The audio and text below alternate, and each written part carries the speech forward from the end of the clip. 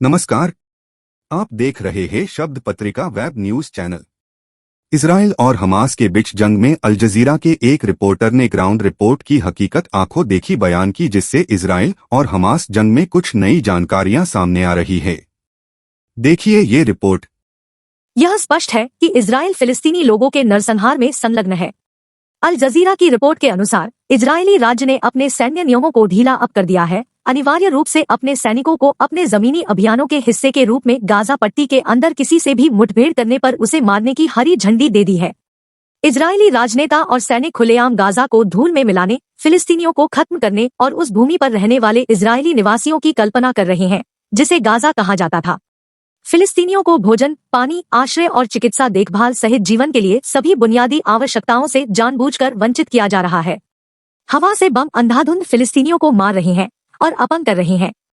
फिलिस्तीनियों को उत्तरी गाजा में अपनी भूमि और घर छोड़कर दक्षिण की ओर जाने के लिए प्रोत्साहित किया जा रहा है। इजराइल स्पष्ट रूप से उत्तरी गाजा पर कब्जा करना चाहता है और इसे एक सुरक्षा या सैन्य क्षेत्र में बदलना चाहता है। वर्तमान में वहां रहने वाले फिलिस्तीनियों को स्थायी रूप से निष्कासित करना चाहता है।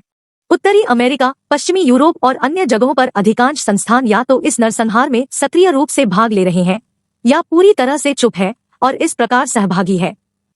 अमेरिका युद्धविराम या तनाव कम करने के आह्वान से इनकार करते हुए इजराइल को सैन्य उपकरण और हथियार भेज रहा है।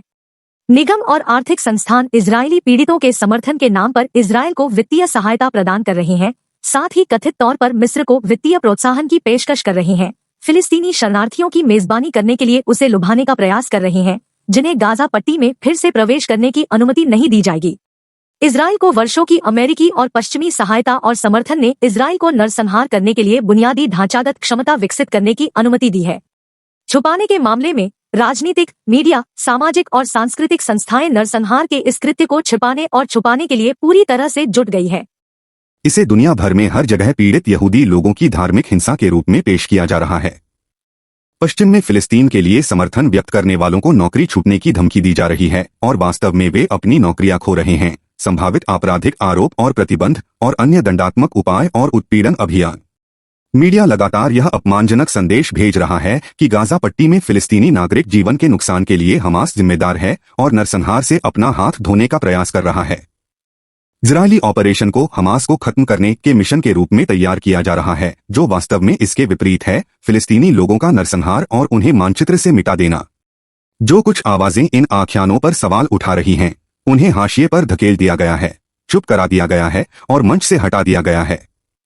संक्षेप में, पश्चिम में सभी स्थापना संस्थान इस समय पूरी तरह से और सुसंगत रूप से इसकी आड़ में फिलिस्तीनियों के नरसंहार को सक्षम करने के लिए जुटे हुए हैं। साम्राज्यवादी पश्चिम अभी भी उस शाही परियोजना के प्रति प्रतिबद्ध है जो उसने 15वीं शताब्दी के अंत में दुनिया के खिलाफ शुरू की थी। हाँ, उसने अपनी शक्ति और शक्ति के तरीकों, रणनीतियों, युक्तियों और तंत्रों को बदल दिया है।